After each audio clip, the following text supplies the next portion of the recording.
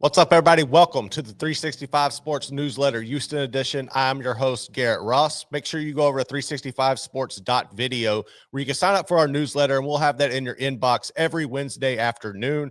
We have every team covered over there. So if you are a Big 12 fan, we are your one-stop shop for all content regarding the Big 12 Conference. Houston in particular, man. Rough weekend for the Coogs. I wasn't here last week. I was jumped on my man Coogs with the West Virginia Coogs Corner. I was on that previewing that game. And unfortunately for Houston, man, this thing got out of hand quick. The Cougs find themselves down 14-0. It's a situation where if you've been with us or followed this podcast all year long, you know that's not where Houston wants to be because this offense really struggles to score the football. We've talked about it all year long, how they just can't find big plays consistently. When they do get in the red zone at times, they find a situation where they just, I don't know why, they can't convert in the red zone as efficient as they need to, but they've relied on Ethan Sanchez all year long, and it's great. I mean, we've talked about it. It's great to have a kicker as clutch as Ethan Sanchez is, but you got to have points in the Big 12 if you want to compete week in and week out. And unfortunately for Houston, that wasn't the case last week.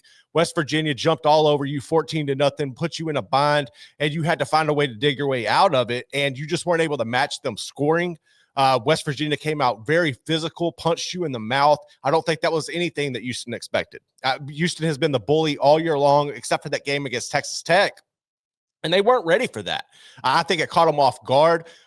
Granted, there were a lot of motions going into that game after Kurt Hester passed, and you had the blackout and everything. But I just think that was one where Houston just wasn't in it mentally. And if you go back to the week prior, you find yourself ranked for the first time this season. You're feeling really good about yourself.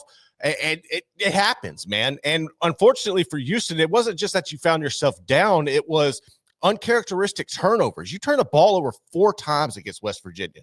Like, I don't care who you're playing. You can't turn the ball over that many times at this level of football and want to come out victorious. It's hard to do. And look, you came back in this game. It was 45-35. You were outscored in the second half by over 2 touchdowns. It was like 24-14 that you were outscored in the second half. So this was a bad situation. Conner Weigman had arguably his worst game of the year. This is one where he fumbled the ball twice. He had an interception. I felt like he was trying to force some things and make things happen when really you just needed to be methodical with it and rely on your defense to come up with some plays. And just shout out to West Virginia, man. Rich Rod had those guys ready to go. Scotty Fox Jr., the freshman quarterback, I don't think anybody was expecting him to come out and have the performance that he had, because this cat went off against Houston. I mean, he had some silly numbers. He set a freshman record for their program. When you think about it, like, you've had Geno Smith come through there. You've had so many Pat White. Like, you've had some dudes come through West Virginia at quarterback. And for him to set a freshman record with 3 touchdowns is really impressive. I'm interested to see what he can do going forward under Rich Rod in that offense. But, man, look, Houston, like, you're fine. I think you're going to be fine. Look at the remainder of the schedule. This week, you come out and you face a UCF team. On Friday night, now, granted, this is a short break for both of you. We have the space game going on. These two programs are so familiar with each other, going back to their time at the American.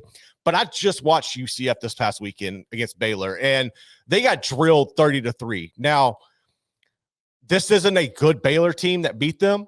And I know in the weird dynamic and paradox of how things work in college football, the week prior, this same West Virginia team that just came in and beat the brakes off of Houston, UCF went to Morgantown and did that to them. They beat them like 45-13. So I don't really know what to make of the Knights right now. They're not a great football team. It was a weird matchup with Baylor, like a lot on the line for the Bears. They had homecoming. You had Dave Aranda's job, like people questioning that. And Baylor came out and just dominated them. Taven Jackson didn't get going. The offense really didn't get anything established. There was no rushing attack. They couldn't get the passing game going. And I think Houston can do this similar thing to them that Baylor was able to, because when you look at Houston's defense, to me, they're pound for pound better than Baylor. I think Baylor's got a few more athletes at positions than what Houston has, but there's no reason that Houston can't take the same philosophy that Baylor did and apply it against UCF this weekend.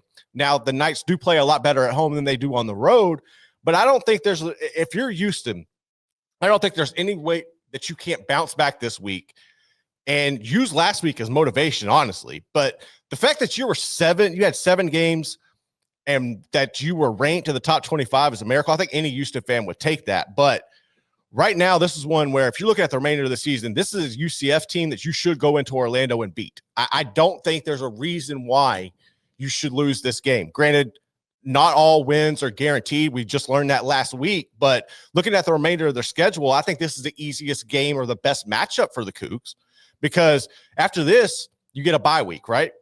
Then you get TCU. Now, TCU isn't great. They've been good at times. I think when you look at the Josh Hoover, Eric McAllister dynamic there, that is really good. That's something that's going to give Houston fits. Their rushing attack has been okay at times. It's gotten better down the stretch over the past couple of weeks. But I think if you're Houston, that's a matchup you like. But given your inability to score and TCU's ability to put some numbers, that's one where it's not a guaranteed win. So I think if you go and get this 8th win against UCF, you should feel good about that. And then when you close the season out with Baylor, like we just discussed with their matchup against UCF, I don't know what Baylor is. I don't know who Baylor is. But I do know that if Houston finds themselves in a situation like they did against West Virginia and they get in a hole against Baylor, they're probably not going to climb out of that one either. So I think you got to be mindful of where you're at. Be grateful that you've gotten this many wins. You already got bowl eligible and you've been in the rankings, but just don't take last week and let it justify your season. Don't let it be like, okay, that's who we are. Because no, you had to slip up. It happens. It's football. You're going to have a slip up. You had a bad matchup and you got caught slipping. But now you have an opportunity to go and reel off 3 wins. I honestly think there's no reason that Houston shouldn't finish the season at least 2-1. I think they can slip up in one of these games. And I honestly think, I don't know who it's going to be. I don't know if it's going to be Baylor or if it's going to be TCU, but I think one of those teams get Houston. But I think there's no reason that you shouldn't go out this Friday, take care of UCF, steal another one of these wins, and finish with 9 wins in the regular season. I think that's possible. UCF and Houston will kick off at 7 p.m. on Friday night. That game's going to air on FS1. Should be a really fun matchup, but I do think Houston comes out. I think Houston uses last week as motivation. I think they're the more physical team in this matchup, and I think they make life a living hell for Taven Jackson and the Knights. On to hoops. Kelvin Sampson and the Cougs got underway on Monday night. They opened the season as they begin their trek for a national championship with a 75-57 win over Lehigh.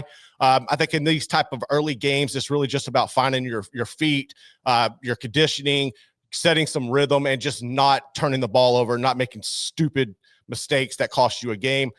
Houston was able to go ahead and roll and get that done. It's the 800th career win for Kelvin Sampson, which is really impressive. Only 17 other NCAA coaches have done that and reached that mark. 3 other, along with Kelvin, 3 other active head coaches are up there with him. John Calipari, Arkansas, Rick Barnes at Tennessee, and Bill Self here in the Big 12 at Kansas. Those are all really, really elite coaches at what they do. But it's the 800th career win for Kelvin.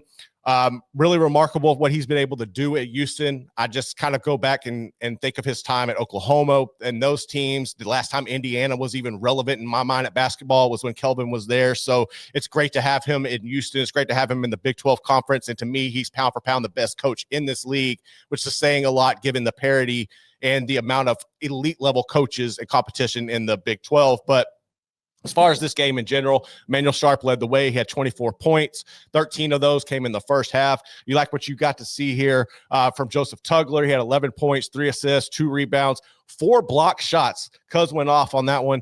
In the paint, you had Chris Sinek just dominating, had a double-double, 10 rebounds, 12 points. Miles Uzan dropped 12 on him. And it was just a good win for the Cougs to come out there and set the tone for the season. They're going to be back in action on Saturday as they host Townsend at the Fertitta Center, 2 p.m. tip-off there. But make sure you go and check out the Cougs and Kelvin Sampson as they begin their journey to try to get that national championship. You've been close, so close you could taste it the past couple of seasons, and it's just eluded you. I think this is the year, man. I think Kelvin Sampson and the Cougs can roll, so keep an eye on that. But that's going to do it for today's episode of the Big 12 newsletter. Make sure you go over to 365sports.video. Like I said, subscribe. We'll have that in your inbox every week. You can catch me on social media at _Garrett Ross on Twitter. Twitter, and I'll have content for you regarding Houston. Also have some Baylor stuff with 247 and a little bit of LSU stuff. If you're intrigued by that drama down there in the boot, I help you cover with that with Mike Scarborough at tigerbait.com as well. But until next time, we appreciate you. This has been the Big 12 Newsletter Houston edition. I'm Garrett Ross. I'm out.